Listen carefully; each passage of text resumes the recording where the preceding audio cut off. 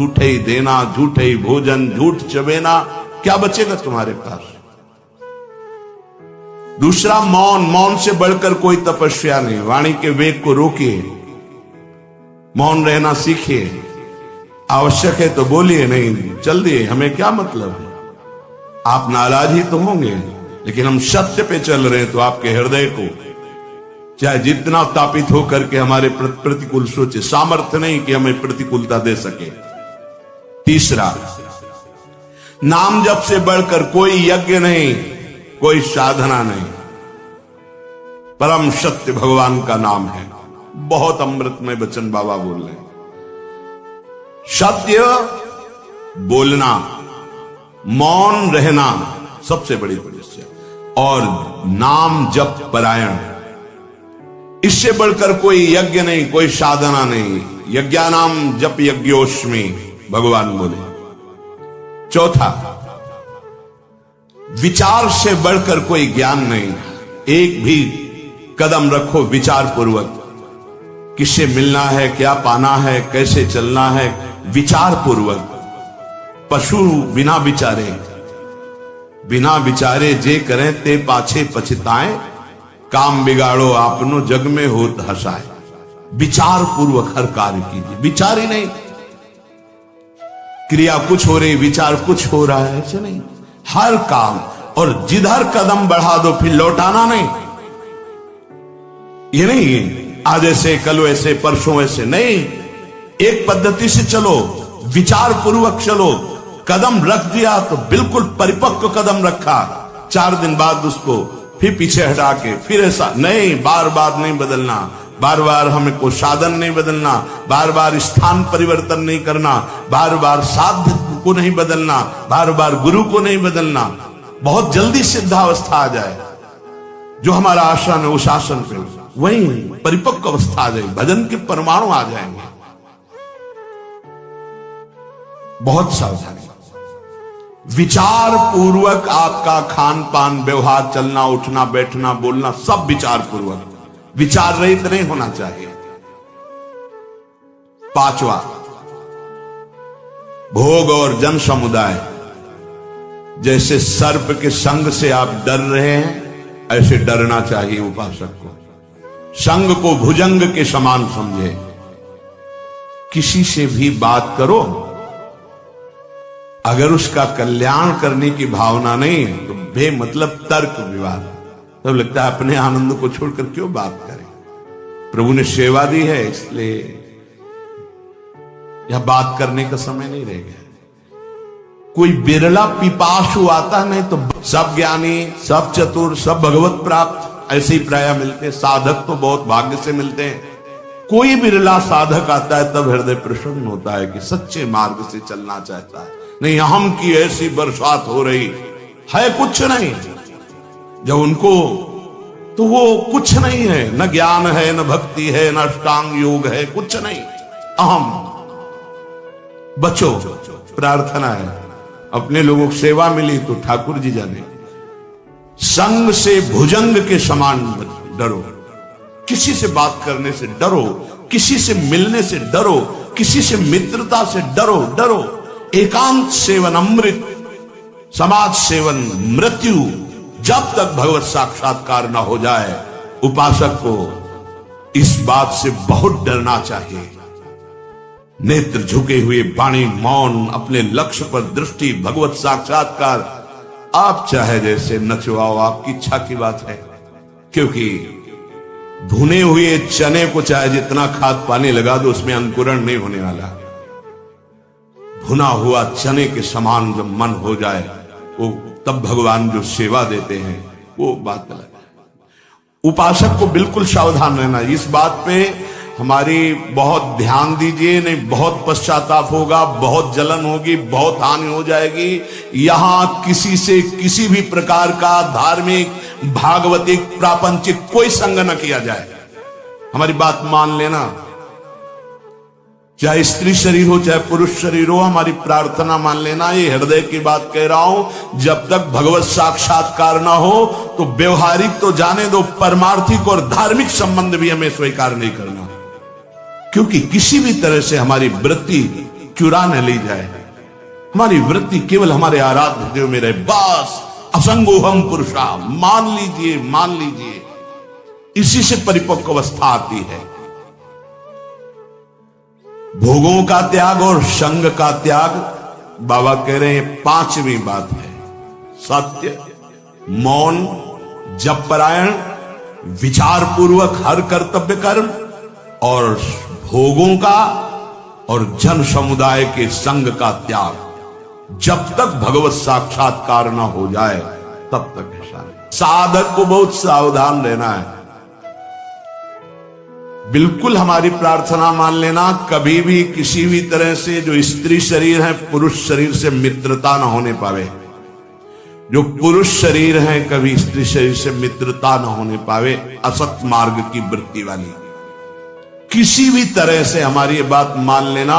इसलिए कह रहा हूं कि नहीं तो जीवन भर पछताना पड़ेगा, जलना पड़ेगा, और कोई सहयोगी आपका नहीं है। 50 साल आप ब्रह्मचर्य से रहकर भजन के 5 मिनट आपसे चूक हो गई, पूरा विश्व आपको बख्शेगा नहीं, ध्यान रखना। कोई ये नहीं देखेगा कि ये व्यक्ति 50 साल से जल रहा था और सतमार्ग की चढ़ाई पर चढ़ रहा था, चूक हो गई, कोई नहीं बर्दाश्त करेगा। मेरी बात मान लेना, ये तुम्हारे जीवन के लिए वो कवच होगा जो तुम्हें कोई नहीं हरा सकता। कोई भी संबंध हो, भगवत संबंध के सिवा हमारा किसी से कोई संबंध नहीं।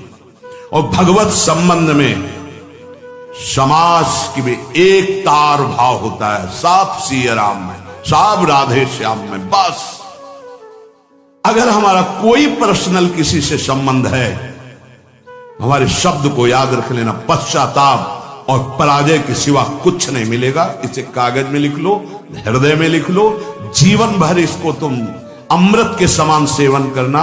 ये हृदय की बात कह रहा हूं। असंग रहना, मन न लगे तो पड़े रहना, पर किसी को दोस्त मत बना लेना, किसी से यहां अपनापन मत कर लेना। यदि ऐसा किया तो पछताना पड़ेगा, आपकी पराजय होगी और आपको जलना पड़ेगा। दोनों बातें आप समझ लेना। असंग रहना, थोड़ी देर मन पराजित करता है, हमको जलाता है, वो जलन तो ऐसे सह जाई जाती है। लेकिन जब मन की जलन मिटाने के लिए कोई क्रिया हो जाती है, कोई संबंध हो जाता है, तो जीवन भर जलना पड़ता है पश्चाताप की अग्नि में। और ये तो भूल जाना कि आपको कोई सपोर्ट देगा इस संसार में, प्रभु के सिवा कोई सपोर्ट देने वाला तुम्हारा नहीं। जो तुम्हें गुरु जी कहेंगे, जो तुम्हारी छवि को पूजेंगे, अगर कोई चूक हो गई वही तुम्हारी निंदा करेंगे, तुम्हारी छवि को नाली में फेंक देंगे। ध्यान रखना, यहां गुणों की पूजा होती है। अगर तुम्हारे गुणों में हीनता आ गई तो कोई पूजा करने वाला नहीं। ये मत सोचना कि मेरा पूजक उपासक है, ये कह रहा है मैं आपको प्राण समर्पित किए, प्राण ले लेगा तुम्हारे। शब्द याद कर लो, तुम्हारे प्राण ले लेगा प्राण समर्पण करने वाली बात कहने वाला। यदि धर्म से चूक गए, यदि अपने नियम से चूक गए, कभी प्रभावित मत होना किसी की मीठी बातों में, किसी की मीठी मुस्कुराहट में, किसी के मीठे अपनेपन में। ये हृदय से बोल रहा हूं, इसे स्वीकार कर लेना। अगर सतमार्ग में शूरवीर बनकर अंतिम समय तक निष्कलंक रहना है तो किसी से भी मित्रता नहीं करनी, किसी से भी। असंग श्यामा श्याम के सिवा ना काहू सो बोलिबो, ना कोई व्यवहार, अपनी कुंवर किशोरी को जियत निहार निहार। ये बैठा लीजिए, जीवन को अनुभव करके ये बात कह रहा हूं। कभी नहीं, कहीं नहीं, किसी से भी नहीं। तब आप निश्चिंत, निर्भय, निशोक होकर के, आनंद मगन होकर अभ्यंतर साधना के मार्ग को पा जाएंगे। बहुत बहुत सावधानी की जरूरत। उपासक को इन 4 अवसरों पर कभी वार्ता नहीं करनी चाहिए। पहला, जब आप दाह संस्कार के लिए किसी के साथ जा रहे हो, दाह संस्कार हो रहा हो, उस समय सिर्फ भगवत चर्चा, सिर्फ भगवत नाम कीर्तन, इसके अलावा कोई चर्चा नहीं होनी चाहिए। बाबा का, चाहे गृहस्थ हो चाहे विरक्त। शौच के समय, लघु शंका के समय, मौन। स्नान प्रारंभ हो गया तब यमुनाष्टक या मंत्र आदि जो भी, शौच में मौन, लघु शंका में मौन। भगवान नाम कीर्तन कीजिए, भगवत चर्चा कीजिए, अन्यथा मत जाइए। अगर जहां हो किसके पास जाएंगे, भगवत चर्चा नाम कीर्तन करने का अधिकार वहां नहीं दिया जाएगा तो मत जाइए। प्रभु के मंदिर में सीढ़ी में प्रथम कदम रखते ही मौन आश्रय ले लीजिए। कोई भी वार्ता नहीं होनी चाहिए। अगर चूक हो गई, किसी की वहां निंदा हो गई तो वज्र का लीक पाप बन जाएगा। किसी का दोष मंदिर में मत देखिए। सीधे गए, प्रभु से आंख मिलाई, नीचे सर झुकाया, बाहर हो गए। 1 मिनट, 10 मिनट, 1 घंटा, जितना दर्शन कर पाओ, बस इतना। ये सत्संग है, सावधानी। प्रथम सीढ़ी के पैर छुए, मौन, नेत्र नीचे, कोई राधे श्याम कैसे हो, कुछ उत्तर नहीं। सीधे मंदिर में गए, दृष्टि मिलाई। जितनी देर दृष्टि सह पाए रूप, उतनी देर रूप देखो, आंख नीचे करो, वापस मंदिर से आ जाओ। भगवान के मंदिर में किसी भी तरह की कोई भी वार्ता नहीं होनी चाहिए। मौन, दर्शन, बस। खास करके लोग वहीं मिलकर प्रपंच करेंगे। आओ, पीछे खड़े कर लिया और बातें शुरू कर दी। ऐसे विघ्नकारी लोगों से बचिए, वो विघ्न है। अरे बड़े भाग्य से प्रभु के सामने हमें खड़े होने को मिला है। तुम्हें प्रपंच यही पूछना है, कौन हो, कैसे हो, क्या है, कुछ नहीं। उपासक सावधान, कभी भी दर्शन के लिए जाए तो सबसे पहले ऐसे लोगों से अपना पिंड छुड़ाए जो प्रणाम नमस्कार बातचीत बिल्कुल नहीं। सीधे गए, आंख मिलाई, आंख नीचे की, वापस हुए, बस। रास्ते में बोलना ही नहीं। इसीलिए करे, एक भी व्यक्ति से अपनापन नहीं होना चाहिए। किसी भी संत के पास जाए, मौन का आश्रय ले ले, उसे बोल ले, उनकी चेष्टाएं देखिए, उनके अनुभव सुनिए, उनकी बात सुनिए। आप संसार से आए हो, बड़े भाग्यशाली हो, संत समागम मिला।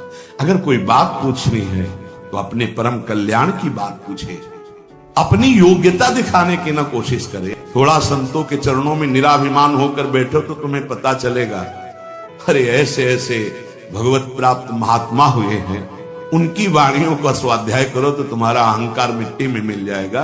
ये अहंकार, तुम 4 शब्द लिख दिए तुकबंदी लिख करके तो अपने को तुम ज्ञानी समझने लगे। बहुत सावधान। इतने बड़े पर्चे आते हैं, किस बात के? जानने के नहीं, कि हमको बताना है कि हम, ये भैया हमारे गुरुजी हैं हमारे बताने के लिए, और हमें जो जानना है वो हमारी प्रिया, जो हमारे गुरु जी समर्थ है। आपको जो जानना हो, वास्तविक परमार्थ में चलना हो तो यहां बैठना। अगर समय नष्ट करने आए तो जिंदगी में दोबारा आपको चांस नहीं देंगे। श्री जी ध्यान रखना, श्रीधाम वृंदावन है, प्रियाजू की कृपा से आए हो साधु समागम में तो लाभ ले लो। किसी भी महात्मा के पास जाए तो वाणी को शासन में रखे, बहुत सावधान, उनकी सुनो। तुम्हें तो जो आता है वो आता ही है, उनसे ले। आप कृपा लेने आए, उनसे ज्ञान ले, उनसे आचरण सीखो। उनके वो ना बोले बैठे हैं तो बैठने मात्र से उनका प्रभाव हमारे हृदय को पावन करेगा। पूज्यपाद महाराज जी कह रहे हैं, आज हमारे परमार्थ में साधक की उन्नति क्यों नहीं हो रही? दिनों दिन अवनति होती जा रही है। क्या कारण है बाबा? ये पूज्य स्वामी श्री अखंडानंद जी महाराज प्रश्न करता है, उत्तर देने वाले पूज्य बाबा शिवड़िया बाबा जी महाराज कह रहे हैं, भैया किसी भी जीव का कल्याण होता है भय से। जिसको ईश्वर और गुरु का भय रहता है उसका निश्चित कल्याण हो जाता है। जिसको गुरुदेव से भय हो, समझो ईश्वर की अत्यंत कृपा उसके ऊपर है। गुरुदेव से भय पक्का। बोले साधकों का जो उन्नति होनी चाहिए, जो लाभ मिलना चाहिए, वो क्यों नहीं मिल रहा? स्वामी जी पूछ रहे, श्री स्वामी अखंडानंद सरस्वती जी पूज्य बाबा कह रहे, भाई उन्नति और कल्याण भय से होता है। जब तक ईश्वर और गुरुदेव का भय नहीं होगा तब तक कल्याण नहीं हो सकता।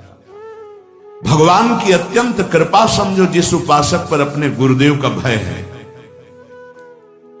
होना चाहिए, होना चाहिए, गुरुदेव से भय होना चाहिए। जिसको अपने गुरुदेव से भय लगता है उसके द्वारा अपराध बनने की संभावना बहुत कम होती है, क्योंकि डर लगता है कि गुरुदेव सब कुछ जानते हैं, सर्वज्ञ हैं, वो जान जाएंगे, हमारी गलती को जांच जाएंगे, फिर हम उनके सामने क्या उत्तर देंगे। हमारा मन भयभीत होकर सतमार्ग में चलता है। गुरुदेव अल्पज्ञ नहीं है, वो सर्वज्ञ है, जिसको ये पता है कि मेरे गुरुदेव साक्षात मेरी लाडली है, परब्रह्म, उनसे क्या छुपा हुआ है। कैसे अपराध बन सकता है, कैसे गलत, मन डर जाता है, मन डर जाता है। क्यों ऐसा क्यों? क्योंकि अस्तित्व तो नहीं है हमारा, सिवा हमारा कोई नहीं, कोई ठौर नहीं, कोई और नहीं। ये घर जाया चाकर का लक्षण है, स्थिति है, कोई और नहीं। मेरे तो गिरधर गोपाल दूसरों न कोई। लाल लाडली लाल के अनन्य उपासक ये घर जाए दास हैं। इनकी ऐसी स्थिति है कि प्यारे जू वही करते हैं जो इनके मन में आता है, जो प्यारी जू के मन में आता है वही इनके मन में आता है, जो इनके मन में आता है वही प्यारे जू करते हैं। भावे मुहि जोई सोई सोई करें प्यारे, ये बहुत ऊंचा पद है। जो प्रियालाल के दासत्व पदवी में सुख है वो करोड़ों ब्रह्मानंद में भी नहीं है। बेचारे जिनको रसिकों का संग नहीं है, रजरानी का रंग नहीं है, उसी प्रियालाल के विषय में क्या जाने, श्यामा श्याम के विषय में क्या जाने। चार बातें वेद की पढ़ करके वो श्यामा श्याम का रहस्य न जानने के कारण उपहासात्मक शब्द का प्रयोग करते हैं। चाहे वो कोई भी हो, जो अखिल कोटि ब्रह्मांडों के ईश्वर, जिनकी श्वासों से चारों वेदों का प्रादुर्भाव हुआ, जो स्वयं भगवान श्री कृष्ण द्वैपायन व्यास देव जी के रूप में प्रकट होकर 18 पुराणों की रचना, महाभारत की रचना, वेदों के सूत्रों की व्याख्या, वेदांत का भाष्य, ये सब वही भगवान जो सबके अंशी हैं, वो नवनिवृत्त निकुंज में प्रियाजू के साथ विराजमान होकर अद्भुत महामाधुर्य रस की वर्षा करते रहते हैं। कैसे कोई जाने, हम उनके चाकर हैं। अगर हमें कुछ जानने को मिला है तो उनकी सेवकाई से मिला है, उनकी कृपा से मिला है, कोई विद्वता से, तपस्या से, साधना से नहीं। कोई बड़े बड़े ईश्वर कोटि के महापुरुषों जैसी साधना कर भी सकता है क्या? 80-80 हजार वर्ष जो समाधि लगाते तो हमारे हजारों जन्म हो जाएंगे कीड़े मकोड़े की तरह। हम उनकी बराबरी नहीं कर सकते, लेकिन कृपा से क्या नहीं हो सकता। कृपा हो गई और हमें सेवकाई मिल गई लाडली लाल की, श्यामा श्याम की। हमें उन्होंने अपना बना लिया, बस इससे बढ़कर हमें और कुछ नहीं चाहिए। हम गर्व से कहते हैं हम श्यामा श्याम के हैं। ये जो हमें कहने का सौभाग्य मिला, इससे बड़ा कोई पद नहीं है। वैसे भी कई बार सत्संग में कहा है, हरिदासत्व से बढ़कर त्रिभुवन में कोई पद नहीं। परमेष्ठी पद में विराजमान भगवान ब्रह्मा जी जिनको नमस्कार करते हैं, उन प्रभु के चरणों का जो दासत्व है, उससे बढ़कर कोई पद नहीं। फिर प्रभु जिनके चरणों में नमस्कार करते हैं, वो प्रेम सागर की सार रूपा श्री लाडली जू, महारानी जू, कौन जाने इनकी महिमा। वेद ही नेति नेति कहकर जिन श्री हरि को कहते हैं, उन नंद सुत मनमोदकारी विरह सागर तरन, दास परमानंद छिन छिन श्याम जिन की शरण, धनी धनी राधिका के चरण, कैसे कोई जानेगा बिना रसिकों की कृपा के। हम उनके चाकर हैं, बिके हुए हैं, घर जाए हैं। धनी धनी मातु पिता सुत बंधु, धनी जननी जिन गोद खिलायो, धनी धनी चरण चत तीरथ को, धनी गुरु जिन हरि नाम सुनायो। धन्य है जो श्यामा श्याम की सेवकाई से युक्त हृदय हो गया है। धन्य है उसके माता जिसने ऐसा बालक जन्म दिया जो श्यामा श्याम का अनन्य उपासक है। सेवक जी ने भी कहा है, नाम प्रसंग कहे तु प्रदेश, जाया धर्म धन्य सो देश, धन्य सो कुल जय जन्म भयो, धन्य सो तात धन्य सो माए, संतत सकल सुनो चितलाए, श्री हरिवंश प्रताप जस। धन्य है वो माता पिता कुल, वो क्षेत्र, वो देश जिनमें प्रियालाल का अनन्य भक्त प्रकट होता है। धनी धनी मात पिता, धन्य है वो माता, धन्य है वो पिता और धन्य है उसका पुत्र जो श्यामा श्याम का अनन्य उपासक हो गया। परिवार के सगे संबंधी सब धन्य हो जाते हैं। जिस कुल में एक महाभागवत प्रकट होता है पूरे कुल का उद्धार कर देता है। धन्य जननी जिन गोद खिलायो, धन्य है ऐसी माता जो महाभागवत को अपने स्तन का पान कराया, अपने गर्भ में रखा, अपनी गोद में खिलाया। वो जगत पावन करने वाला कुल, जगत पावन करने वाली वो मां है। धन्य धन्य चरण चलत तीर्थ हो, धन्य है वो श्यामा श्याम का अनन्य उपासक को, जहां चलता है वहीं तीर्थ हो जाता है। तीर्थी कुर्वंत तीर्थानि, वो तीर्थों में भी तीर्थत्व प्रदान करने की सामर्थ्य रखता है जो बिका हुआ श्यामा श्याम का चाकर है। और धन्य है वो गुरुदेव जिन्होंने उस उपासक को हरिनाम प्रदान किया, गुरुमंत्र प्रदान किया। धन्य है गुरुदेव जो अपने प्राण स्वरूप, जीवन स्वरूप नाम मंत्र का दान करके निहाल कर दिया। लेकिन जो श्यामा श्याम का नहीं, जो भजन नहीं करता, केवल देह विलास में जीवन व्यर्थ व्यतीत कर रहा है, तो जे नर विमुख भय गोविंद सो, जन्म अनेक महा दुख पायो। श्री भट्ट के प्रभु दियो अभय पद, जम डर प्यो जब दास कहायो। मदन गोपाल शरण तेरी आयो। जो जीव भगवान से विमुख हो गए, जो न नाम जप कर रहे हैं, न भगवत लीला गायन श्रवण कर रहे हैं, न भगवत सेवा कर रहे हैं, व्यर्थ में केवल कल्पनात्मक चिंतन, नाना प्रकार के भोगों का चिंतन, नाना प्रकार की राग द्वेष का चिंतन, विमुख हो गए। जन्म लेना इनका व्यर्थ हो गया। ये अनेक जन्म तक महादुख भोगते रहेंगे जो भगवान से विमुख हैं। श्री भट्ट जी कह रहे हैं, जो भगवान की शरण में आ गया, भगवान ने उसे अभय पद दे दिया। यमराज थर्राते हैं। जम डर प्यो जब दास कहायो, जब गर्व से हम बोलते हैं, इसीलिए गुरुदेव नाम देते हैं अलग अलग, जैसे भागवतिक नाम देते हैं। ये नाम प्रभु की शरण से, प्रभु के दासत्व से युक्त है। और जब हृदय में यही दासत्व उतर जाता है तो यमराज थर्राते, उसकी तरफ देख नहीं सकते, यमदूत उसकी तरफ देख नहीं सकते। जो भगवत दासत्व की ठसक में हमारे माई श्यामाजू को राज, यमराज देख भी नहीं सकते उसकी तरफ। तो जन्म जन्म जिनके सदा हम चाकर निशि भोर, ये ठसक आ जाए, ये बात हृदय में बैठ जाए, हम किनके हैं। जिसको ये विश्वास हो गया कि हमारे साधन श्यामा श्याम, हमारे साध्य श्यामा श्याम, वो बेफिक्र बेपरवाह हो जाओ, निश्चिंत वो पद प्राप्त होगा जो किसी साधन से नहीं होता। हमारे साधन भी श्यामा श्याम, रात दिन हम उनका सुमिरन करने की चेष्टा करते हैं, उनके गुणगान गाते हैं, उनकी चरण शरण में पड़े हैं। हमारे साधन श्यामा श्याम, हमारे साध्य श्यामा श्याम। ये अंदर दासत्व की ठसक आना बहुत बड़ी बात है। हम साधक हैं, हम साधना कर रहे हैं, हम तपस्वी हैं, हम त्यागी हैं, हम ज्ञानी हैं, हम बैरागी, ये नाना प्रकार की, लेकिन हम प्रभु के दास हैं, ये ठसक आना बहुत बड़ी बात है। दास को ऐसा ना समझा जाए कि उसको ज्ञान नहीं होता, उसको बोध नहीं होता। जैसे आजकल लोग ये समझते हैं कि भक्ति का मतलब द्वैत ही केवल है। वो अज्ञानी है जो द्वैत देखता है। भक्त अज्ञानी होता है क्या? हनुमान जी महाराज से परम ज्ञान शिरोमणि वशिष्ठ जी ने एक दिन पूछा, सभा भरी हुई थी, राजाधिराज कौशल नरेश चक्रवर्ती सम्राट पद पर विराजमान अखिल कोटि ब्रह्मांडों के स्वामी परात्पर करुणा निधान सच्चिदानंद भगवान राम और उनके कोमल चरण लेकर हनुमान जी सहला रहे थे। पूछा, हनुमंत, ये बड़े बड़े विज्ञ जन बैठे हैं, जानना चाहते हैं कि आप कौन हैं। हनुमान जी समझ गए परम ज्ञानी वशिष्ठ जी क्यों पूछ रहे हैं। तो उनका प्रभु शरीर भाव से ये स्वामी हैं और मैं सेवक हूं, अंश भाव से ये अंशी हैं, मैं उनका अंश हूं, और तत्व भाव से जो रघुनंदन सिंहासन में विराजमान है वही हृदय में विराजमान, जो वहां वो यहां, जो वो ये।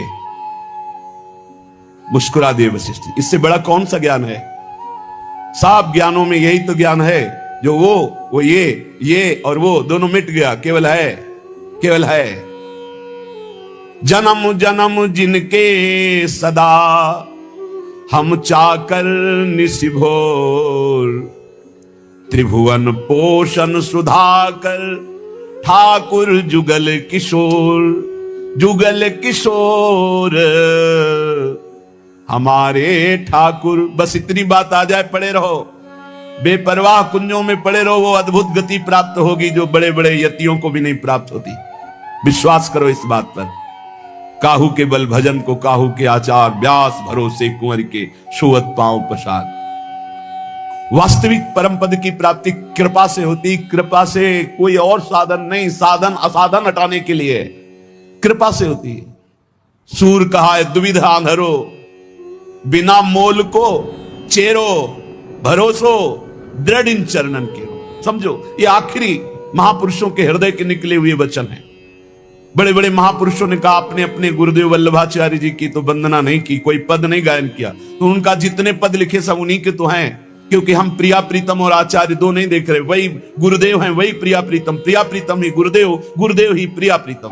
बोले फिर भी कुछ तो, ये पद भरोसो दृढ़ इन चरणन के रो, श्री वल्लभ नख चंद्र छटाबिन सब जग माहि अंधेरो।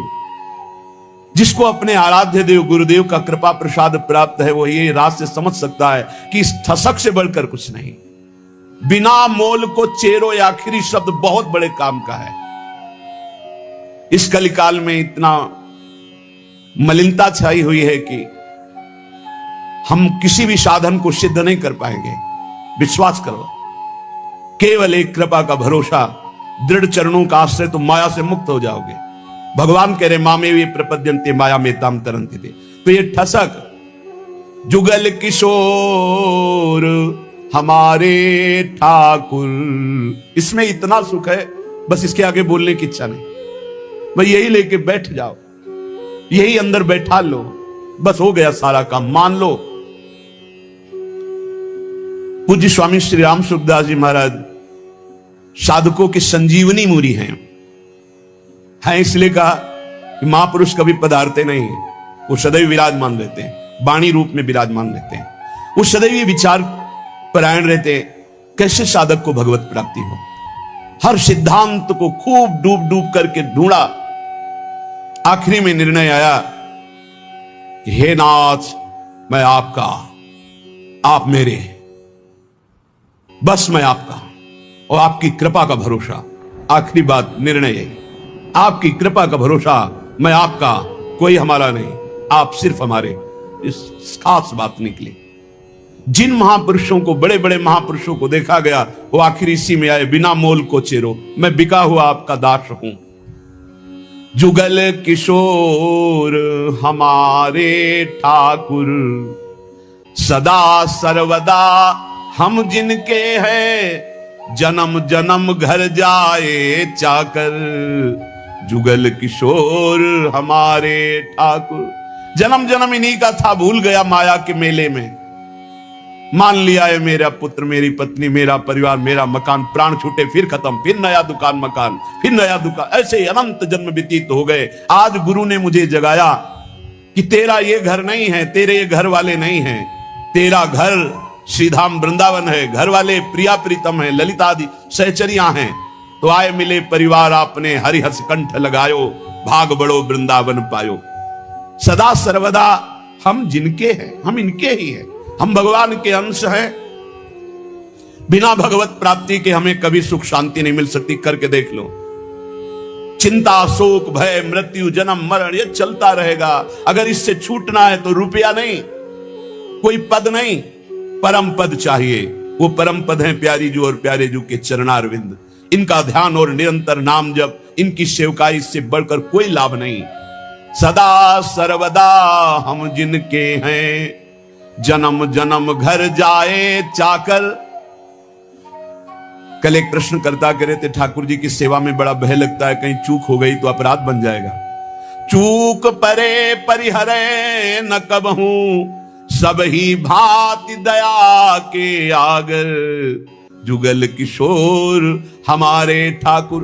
भारी से भारी अपराध पड़ जाए कोई गलती हो जाए, ठाकुर जी कभी चूक पड़ने पर छोड़ते नहीं, ध्यान रखना, बड़े कृपालु हमारे ठाकुर हैं। गोस्वामी तुलसीदास जी कह रहे, राहत न चित प्रभु चूक किए की, करत सुरत सै बार हिए की। बड़ी से बड़ी गलती अपराध चूक हो जाए, हमारे ठाकुर गिनते ही नहीं। मेरा जन है, हो गई चूक मेरी बड़ी प्रबल माया है। चूक परे परिहरे न कबहूं, सब ही भांति दया के आग।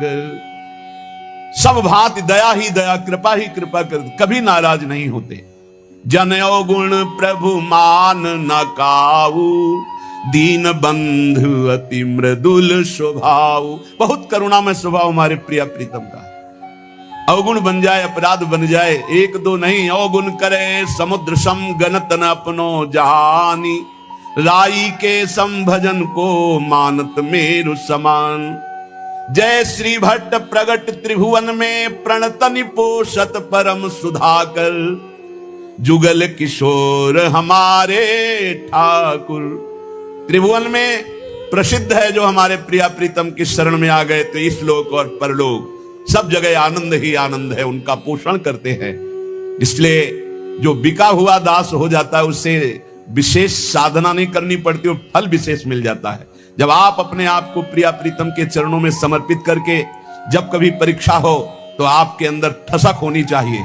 साधन नहीं है, मैं नीच हूं, अधम हूं, कामी हूं, क्रोधी हो सकता है ये सब मेरे अंदर, पर मैं श्यामा श्याम का, इसमें पाई भर भी अंतर नहीं। अगर हमारी तुम परीक्षा लोगे तो हम फेल हो सकते हैं, कामी हैं, क्रोधी हैं, लोभी हैं, मोही हैं, इस पर हम नहीं कह रहे, गर्व कर रहे, लेकिन हम श्यामा श्याम के हैं, इस पर तुम काट डालो तो भी नहीं छूटेगा। यही रहेगा कि हम श्यामा श्याम के, बस ये बात पकड़ दी। बिके हुए की अपनी कोई गारंटी नहीं है, बिके हुए की निष्ठा होती है अपनी।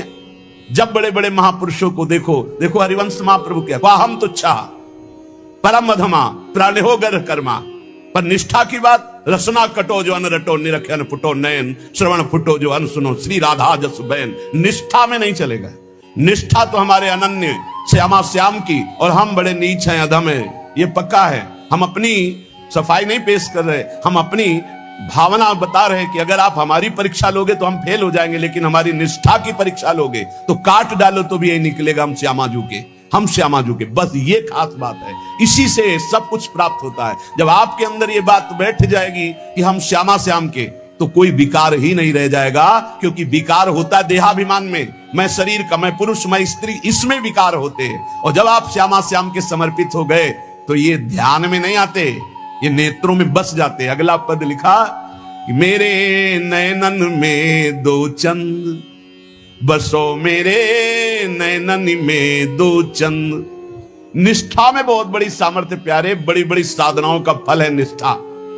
जिस दिन यह निष्ठा आ गई, अनन्य भाव हमारे श्यामा श्याम, धिक्कार है ऐसे मन और इंद्रियों को जो ऐसे करुणा वरुणालय प्रभु के नाम रूप को छोड़कर शरीर सुख में नाना प्रकार की वासनाओं में भटकते हैं। धिक्कार है इसको। अनंत जन्म से गंदी गंदी बातों में भटकते हुए आज तक तृप्ति नहीं हुई, और मार्ग मिला श्यामा श्याम का, तो उसमें अनन्यता नहीं आ रही, उसमें ठसक नहीं आ रही। अनन्यता आते ही ये दूर नहीं रह सकते। कमी पकड़ो, हमारे प्रभु की कमजोरी है एक, जो इनका अनन्य हो गया उसको कभी छोड़ नहीं सकते। ये महापुरुषों ने बात इनकी पकड़ी है, जो इनके चरणों की अनन्यता की ठसक में बैठ गया। अजितेंद्रीय है वो, अज्ञानी है वो, हम सब मान सकते हैं, पर वो श्यामा श्याम का अनन्य तो ऐसी ऊंचाई पे जाएगा जहां बड़े बड़े जितेंद्री और ज्ञानी भी नहीं पहुंचते। विश्वास कर लेना, अनन्यता जहां आई तो जागृत शयन रहत उर ऊपर मणिकंचन ज्यों पाची। सोते जागते हर समय हृदय में स्फुरित होने लगते हैं, क्योंकि जान जाते हैं अब इसका मेरे सिवा कोई भरोसा आशा नहीं, तो स्वयं प्रभु महासाधन बन जाते हैं और उसके हृदय में अजपा जाप चलने लगता है। एक अद्भुत स्थिति उसके हृदय में आ जाती है, ये अनन्यता से आती है। तो गौर बरन वृषभानु नंदिनी, श्याम बरन नंद नंद, बसो मेरे नैननी में दो चंद। आपके सिवा है युगल चंद कोई है ही नहीं, तो मेरे नेत्रों में कौन बसा? श्यामा श्याम। ये गोलक रहे लुभाए रूप में, निरखत आनंद कंद, जय श्री भट्ट प्रेम रस बंधन, क्यों छूटे दृढ़ फंद, बसो मेरे नैननी में दो चंद। दोनों युगल सरकार श्यामा श्याम आनंद कंद ऐसे आकर नेत्रों में बस जाते हैं कि नेत्र गोलक अब कुछ और देख ही नहीं पाते। ये प्रेम बंधन में बंद कर उपासक के हृदय में नेत्रों में समा जाते हैं। जाको मन वृंदा विपिन हरियो, श्यामा श्याम की अनन्यता, श्यामा श्याम का प्रेम, श्यामा श्याम के रसिक ये वृंदावन प्रदान करता है। ध्यान रखना, ये वृंदावन प्रदान करता है। रसिक कहीं आपको बाजार में मिलने वाले नहीं। जैसे हीरो के बोरे नहीं होते कि ट्रक में क्या लदा, बोले हीरे लदे। जैसे हंसों की समुदाय नहीं होते, ऐसे रसिकों के समुदाय नहीं होते। ध्यान रखना। एक बार वल्लभाचार्य जी से उनके किसी धनी मानी शिष्य ने कहा, 100 विद्वत ब्राह्मणों को आज हमारा पवाने का मन है। तो वल्लभाचार्य जी का बहुत उत्तम विचार है, एक भगवत शरणागत वैष्णव को पवा दो, 100 ब्राह्मणों के पवाने का फल मिल जाएगा। हाँ प्रभु, तब तो 100 वैष्णवों को पवा देंगे। तो उनका उत्तम बात है, अगर एक भगवत प्रेमी को पवा दो तो 100 वैष्णवों के पवाने का फल मिल जाए। उनका प्रभु 100 भगवत प्रेमियों को पवा देंगे। तो आंसू आ गए और कहा, भगवत प्रेमी 100-200 नहीं होते, कोई बिरले होते। जो कहो हरिवंश रस बिरलो समझनहार, एक दोई जो पाइए खोजी सब संसार। जब वृंदावन कृपा करता है तब रसिकों का संग मिलता है। उनकी मंद मुस्कान मात्र से, भगवान की मुस्कान से प्रकट हुई माया अपरीत हो जाती है, ढूंढने पर भी नहीं मिलती चित्त में। गुरुदेव की मुस्कान मात्र से समस्त दोषों पर विजय प्राप्त करने का बल जागृत हो जाता है। जब रसिकों का संग मिलता है, जब प्रिया प्रीतम की चरण रज का सेवन मिलता है, जब प्रिया प्रीतम का संबंध गुरुदेव देते हैं, तब ये सब जागृत हो जाता है। अद्भुत वैभव, लीला में प्रवेश, दिव्य सेवा का भाव दे, दिव्य सेवा का सौभाग्य, ये सब वृंदावन प्रकाशित करता है। पर वृंदावन में श्रीपाद प्रबोधानंद जी महाराज कह रहे कि हे वृंदाटवी, बहुत ध्यान देने योग्य बात कह रहे, हंतु सवर्णम निजाम माया महाधीशतुर, माया तस्त्वरी नो विभेमि जनयेत कंपम त्वदीया पुनः, स्वम स्वीयम सुखचिद घनम बतया संदर्शते न्यादृशम, दूरादेव पतंति नष्टमतयो जाता पराधायता। हे वृंदावन, आपकी कृपा से आप में आ तो गए हैं, पर आपकी माया से बहुत डर लगता है। क्या आप में सब चिदानंद हैं, लेकिन मेरी दृष्टि मायामयी है, तो कहीं अपराध न बन जाए।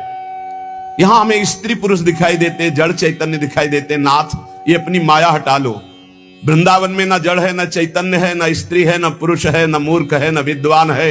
यहां सब प्रेमी है, सब प्रेमी प्रेममय स्वरूप है। जो बाहर से आवे थोड़ा सावधान होकर आवे। किसी शहर में नहीं जा रहे हैं, किसी नगर में नहीं जा रहे हैं, परम महामहिम प्रियालाल के निज महल वृंदावन धाम में आ रहे हैं।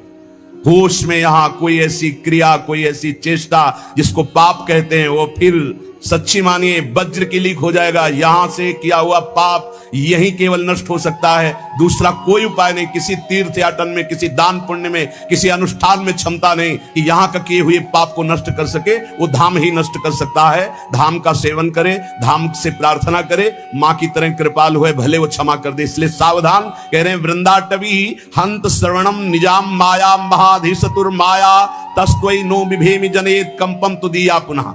वृंदावन ये बड़ी विचित्र माया है, आप इस माया को हटा दीजिए। जो लोग यहां वृंदावन पिकनिक मनाने आते हों, या जो यहां ऐसे गंदे भावनाओं को लेकर, कभी मत आना। नहीं आओगे, जय बोलो वृंदावन धाम की, बाहर से तुम्हारा मंगल हो जाएगा। यहां आकर कोई भी ऐसी बात जो धर्म विरुद्ध है बिल्कुल मत कीजिए। यहां 1 दिन के लिए आइए, 2 दिन के लिए आइए, उपवास कीजिए, थोड़ा अन्न पाइए या फलाहार पाइए, और रात दिन खूब भजन कीर्तन परिक्रमा। ये वो देश है कमाने वाला, भजन कमाने वाला, जीवन को उन्नतिशील बनाने वाला। ये परम धाम है। यहां आकर कोई ऐसी गलती अगर हो चुकी हो तो धाम में ही रज में लौट जाओ, वृंदावन की परिक्रमा लगाओ और आर्त भाव से प्रार्थना करो वृंदावन से। और जो बाहर से आते हैं, जब वृंदावन से जाएं तो हमारी ये बात पक्की मान लें, बहुत हृदय की कह रहा हूं, बाहर निकलकर अगर आप सवारी से हैं तो उतर जाइए और वृंदावन को प्रणाम कीजिए, पंचांग और साष्टांग, और हाथ जोड़कर विनय कीजिए, हे श्री धाम वृंदावन, मेरे शरीर से, मन से, वचन से अगर कोई त्रुटि जाने अनजाने में अपराध बन गया हो तो हे करुणा में क्षमा कीजिए और रज माथे पे लगाइए, फिर यहां से जाइए और जब यहां आइए तो प्रवेश होने के पहले ही साष्टांग दंडवत कीजिए या पंचांग दंडवत कीजिए। हे परम पावन प्रिया प्रीतम के निज महल स्वरूप वृंदावन धाम, ऐसी मुझे सद्बुद्धि दीजिए कि आप में मैं आया हूं, कोई अपराध न बन जाए, न शारीरिक, न मानसिक, न वाचिक। श्रीपाद प्रबोधानंद जी कह रहे हैं कि मेरी बुद्धि कांपती है कि वृंदावन में कोई अपराध न बन जाए, क्योंकि ये वज्र की लीक है, वज्र की लीक मिटाए नहीं मिटेगा। वैसे ही कर्म बड़े बलवान है, संसार में पापाचरण कर दो तो पाप करना सहज है, लेकिन उसको नष्ट करना बहुत कठिन है। वो अवश्य में भोक्तव्यम कृतम कर्म शुभाशुभम, जब भगवान का बहुत भजन बनता है रात दिन, तब कहीं कर्म संस्कार मिटते, वो भी प्रारब्ध भोगना पड़ता है बहुत होश में। जितनी वस्तुएं सब यहाँ चिदानंदमय हैं, भले आपको नहीं दिखाई देती। जो पुरुष वृंदावन में आकर अपराध करता है वो अधोगति को प्राप्त हो जाता है। दूरादेव पतंति नष्ट मतयो जाता अपराधा यतः, तो अपराध से मुक्त होने की बात भी आपको बता दी।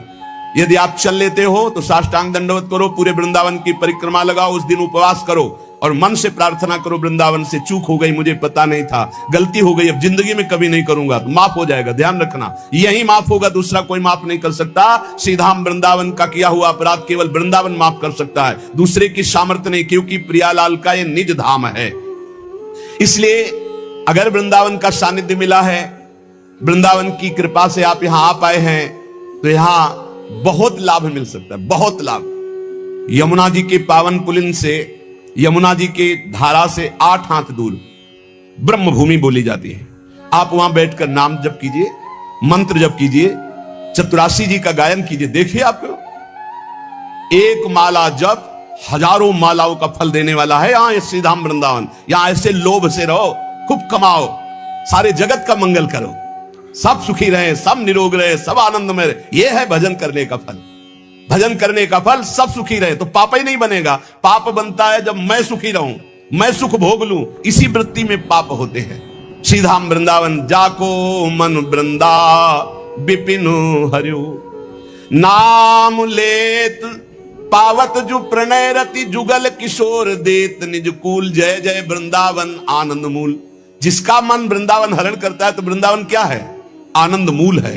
यहीं से आनंद का प्रादुर्भाव होता है। तो आनंद का स्वरूप क्या है?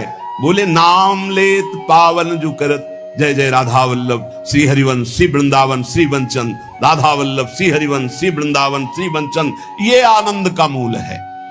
जुगल किशोर अपना सानिध्य प्रदान करते हैं।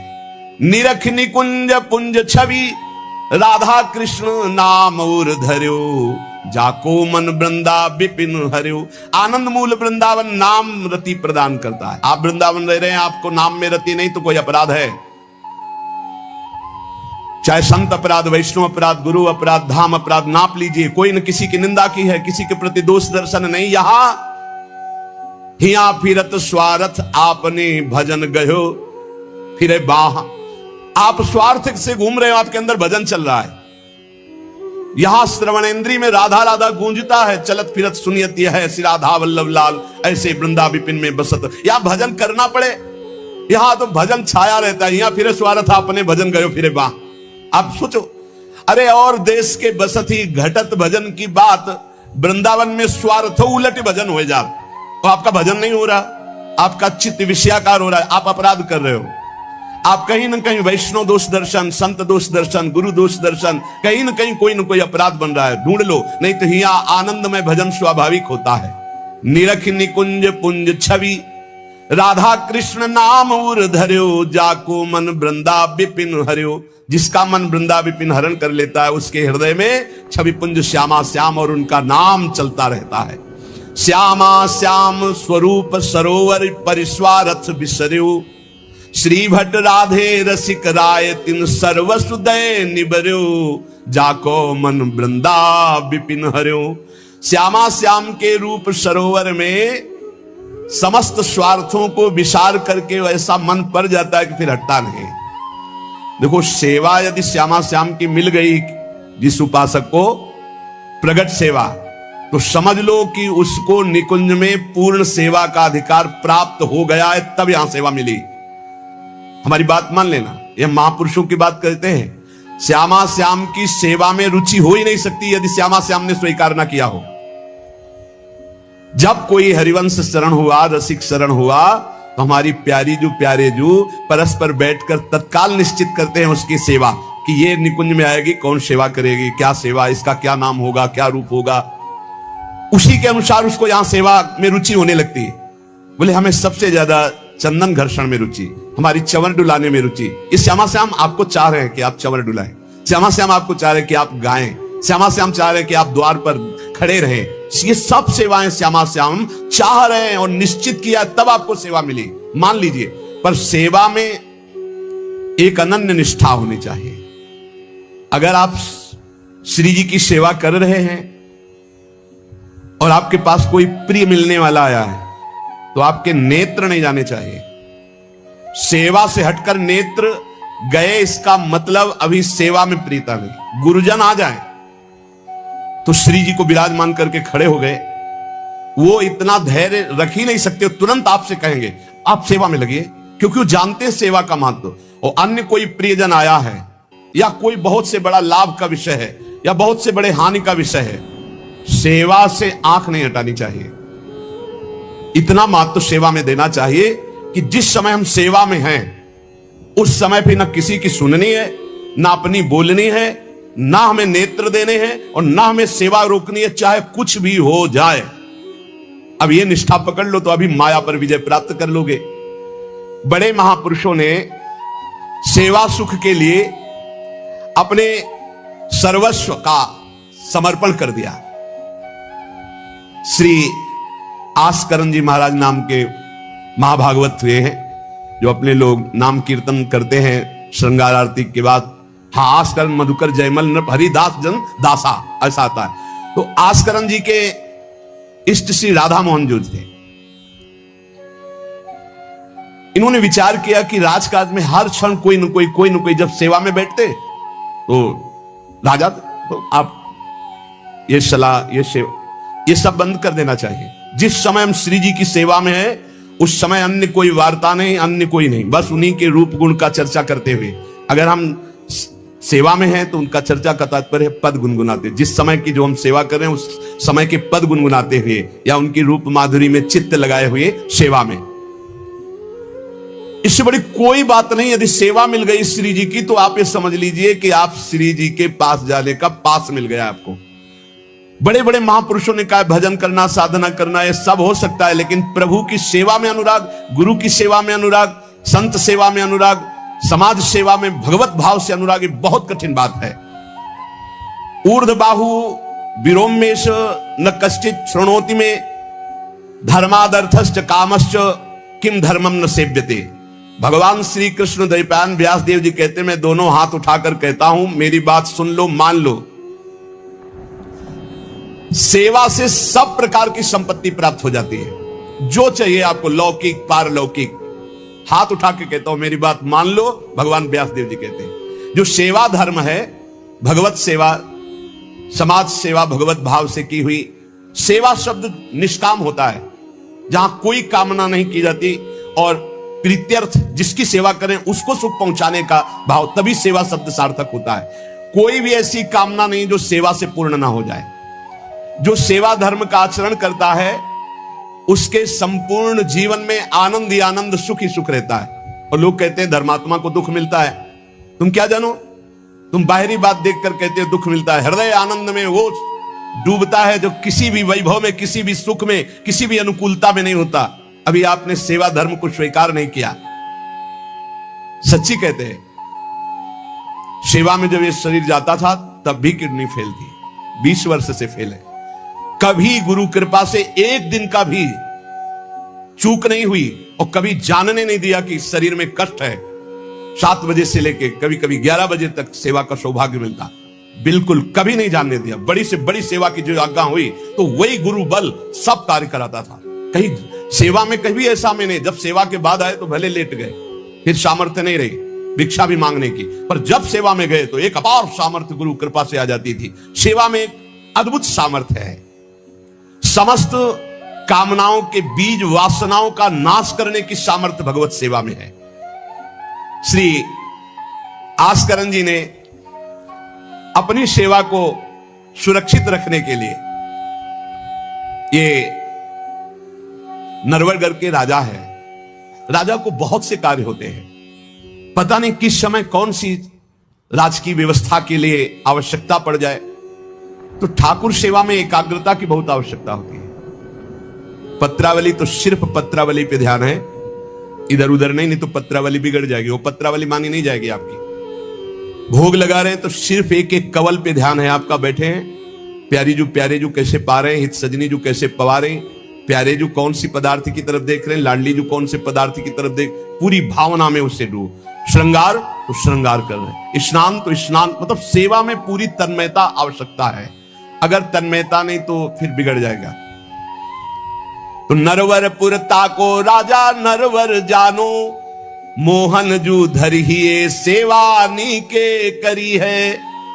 घरी 10 मंदिर में रहे चौकी द्वार, पावत न जान को ऐसी मति हरी है। पर्यो को काम आए अब ही लिवाए ल्याओ, काहे पृथ्वीपति लोग कान में न धरी है। आई फौज भारी सुध दीजिए हमारी, सुनी बहु बात टारी परी बात कर भरी है। मनुष्यों में श्रेष्ठ आस्करण जी ये नरवरगढ़ के राजा थे। इनके ठाकुर का नाम राधा मोहन जी था। ये प्रेम पूर्वक उनकी सेवा में कोई विघ्न न हो, इसलिए 10 घड़ी तक का कठोर आदेश दे दिया था। 24 मिनट की एक घड़ी होती है, तो 10 घड़ी कितने हुई? 4 घंटे। 4 घंटे तक कोई भी अगर सूचना देने आया तो दंड प्राप्त करे, वो दंड उसको मिलेगा। 4 घंटे तक सूचना भी नहीं देनी है। जिस समय वो राधा मोहन जी की सेवा में गए तो द्वारपाल खड़े हो जाते थे, कोई भी अंदर प्रवेश नहीं करेगा। किसी भी तरह की कोई विपत्ति आ जाए, आग लग जाए, फिर भी सूचना नहीं देनी है। 4 घंटे सेवा में ये शिक्षा लेनी चाहिए। अपनी जब ठाकुर सेवा करें, हम कहते तभी करो, सब निपटा लो पहले फिर ठाकुर सेवा करो। ऐसा नहीं है कि जल्दी जल्दी तुम्हारा चित्त कहीं लगा हुआ है। अगर घर गृहस्थी में हो तो हम कई बार एकांतिक में बोल चुके हैं, पहले अपने पति पुत्र की तैयारी कर दो, उनको ऑफिस जाना है, उनको विद्यालय जाना है, सबकी तैयारी कर दो, जय जयकार करके उनको पवाओ। फिर इसके बाद अपने ठाकुर को स्नान कराओ, ठाकुर को भोग लगाओ, निश्चिंत हो करके। चित्त वृत्ति बार बार दौड़ रही है, ठीक बात नहीं। अगर हमें कभी कोई और कार्य हुआ तो हम पहले वो कार्य करते थे, फिर राधा वल्लभ जी के दर्शन जाते थे, क्योंकि हम राधा वल्लभ जी के दर्शन में खड़े वही चिंतन करेंगे, वो उनके पास जाना है, तो पहले उनके पास हुआ है, फिर अगर कोई कार्य है तो हम वो निपटा के तब जाएंगे। ऐसी सेवा में अन्य कोई वार्ता नहीं, अन्य कोई चिंतन नहीं, अन्य कोई हमारी क्रिया नहीं, केवल सेवा में तत्पर। इसलिए उन्होंने कठोर नियम लगा रखा था, 4 घंटे तक कोई सूचना भी नहीं देगा। और आप मंदिर में राधा मोहन जी को 4 घंटे स्नान कराना, श्रृंगार कराना, आरती करना, फिर आरती करके भोग आदि सब करके फिर दंडवत करना। दंडवत के बाद जब प्रसाद चरणामृत लेकर उठते तब कोई बात हो तो बता सकते हैं। वो भी बात जब श्री जी की चिक डालकर बाहर निकले, उस समय द्वार पर चौकीदार बहुत सावधानी से कोई भीतर न जाने पावे। देखो महापुरुषों से हमको शिक्षा मिलती कि हम कैसे ठाकुर सेवा करें। ठाकुर जुगल किशोर हमारे, इनकी सेवा हम कैसे करते हैं। आप 4 घंटे एकाग्रचित होकर केवल सेवा में ही डूबे, बड़ा सुख मिलता है। जब अपने श्री जी सौभाग्य दिए थे सेवा करने का, तो जैसा श्रृंगार करने के बाद जब दर्पण दिखाते थे तो रोना आता था। अपने प्रभु को श्रृंगारित देखकर जो हृदय में सुख मिलता है, रोम रोम आनंदित हो जाते थे। कभी कभी 2-2 बजे दोपहर तक बैठे फिर भिक्षा मांगने जाते थे। श्रृंगार करने के बाद पद सुनाओ उनको, फिर उनकी रूप माधुरी देखो। भक्तों के नेत्र अलग होते हैं तो प्रभु उनका रसास्वादन भी अलग ही करवाते हैं। एक बार क्या हुआ, आवश्यक कार्य से नरवरगढ़ में दिल्ली के बादशाह का आगमन हो गया। बादशाह जो सैकड़ों राजाओं के ऊपर होता था, और ये नरवरगढ़ के राजा थे। उसने आज्ञा करी, जाओ आस्करण जी को हमारे सामने जल्दी लिवा करके लाओ। और आस्करण जी का नियम था, राधा मोहन जी के मंदिर में गए तो सख्त आदेश, कोई सूचना नहीं पहुंचाएगा।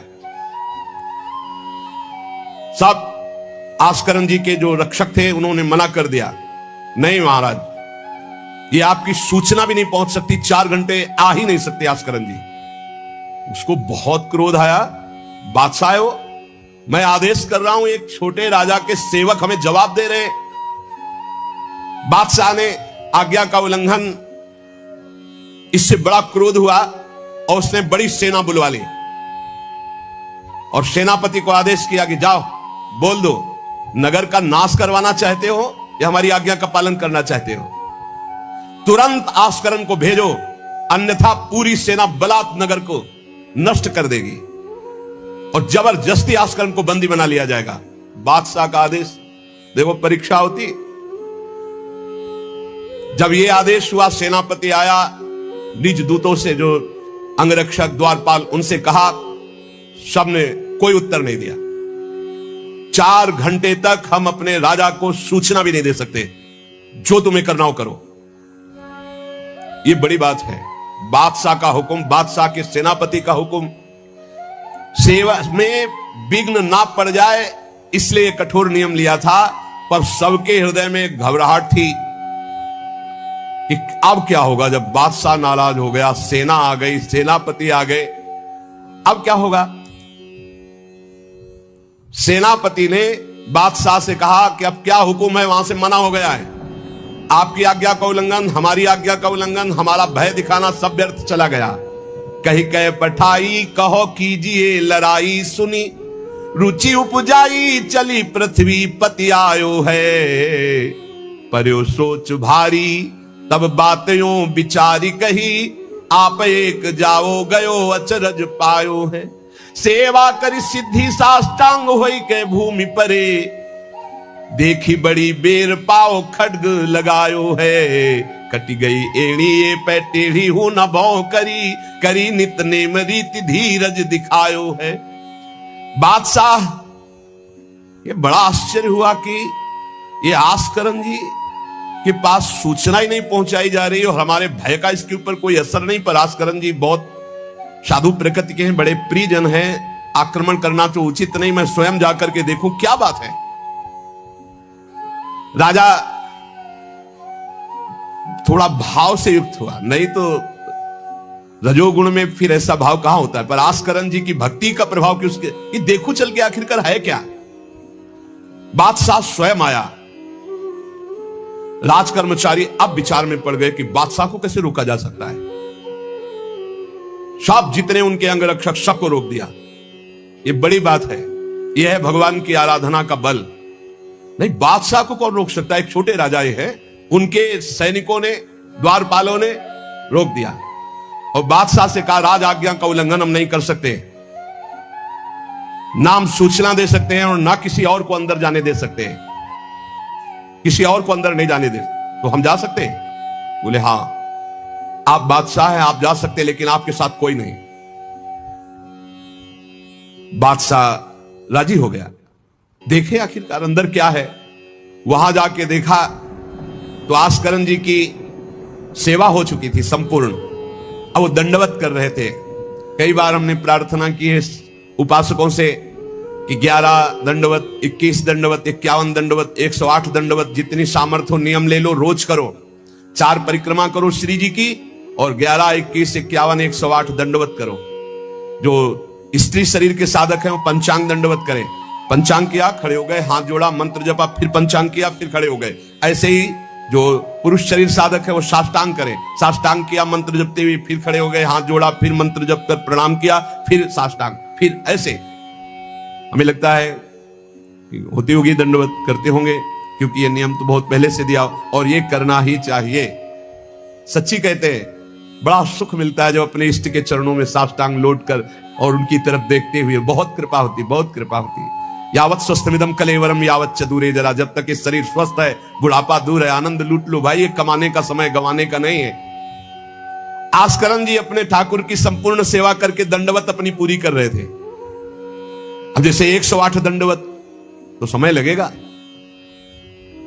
हमने देखा है पूज्य सदगुरुदेव भगवान को अस्वस्थ शरीर में, अस्वस्थ अवस्था होने पर भी, बुखार है पर दंडवती अपनी पूरी करते हुए, नियमावली पूरी करते हुए देखा।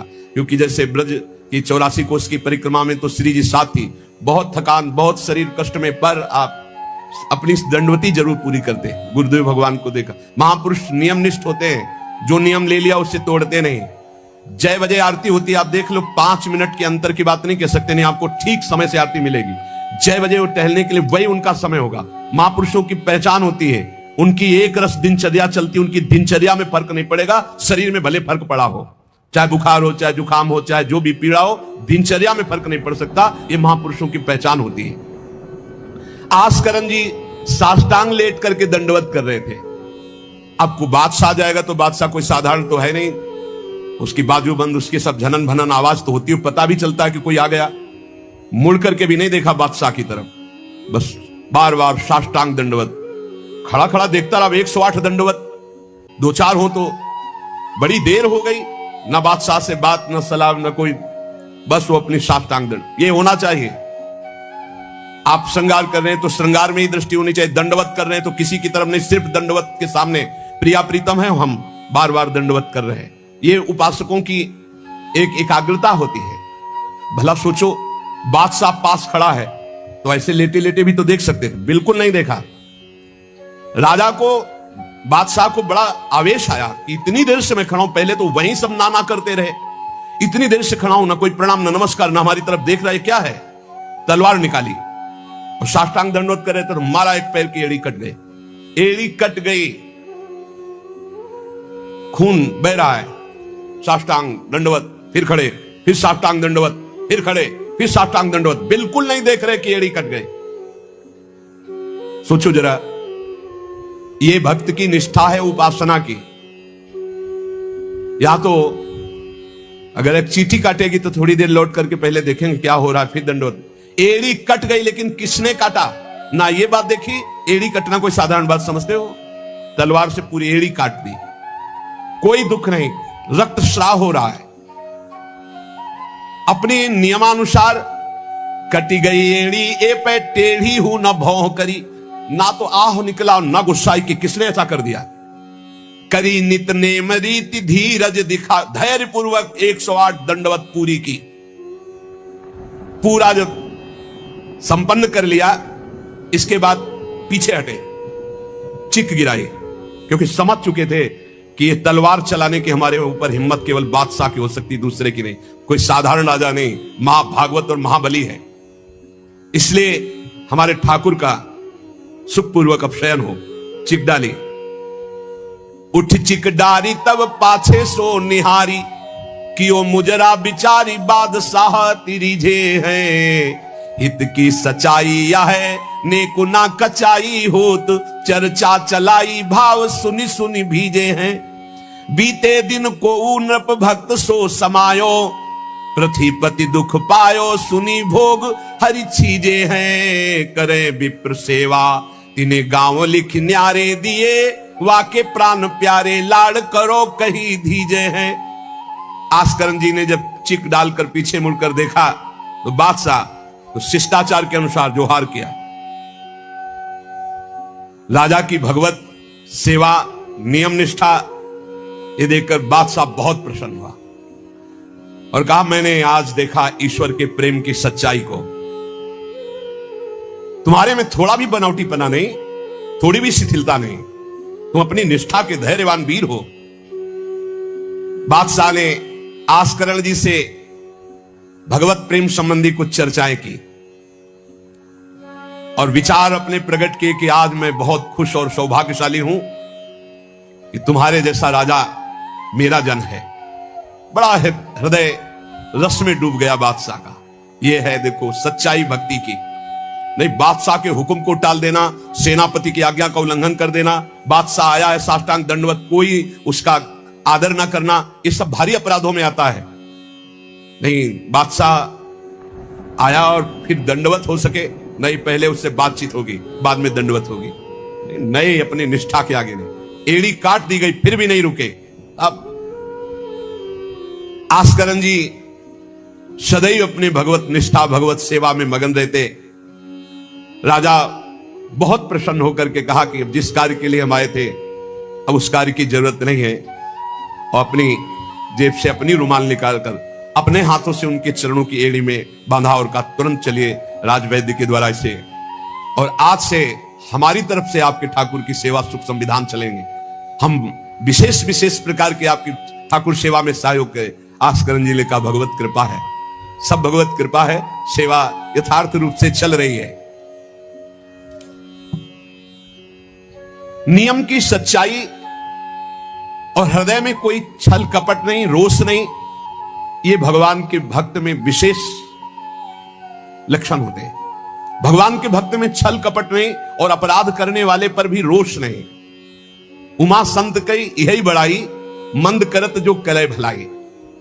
अगर सच्ची आराधना, सच्चा प्रेम, तो सबको बदलना पड़ेगा। बादशाह का भाव बदल गया, जो आवेश में था, क्रोध में था। सच्चाई से अगर थोड़ी भी ठाकुर सेवा की जाए तो माया पर विजय प्राप्त की जा सकती है। साधो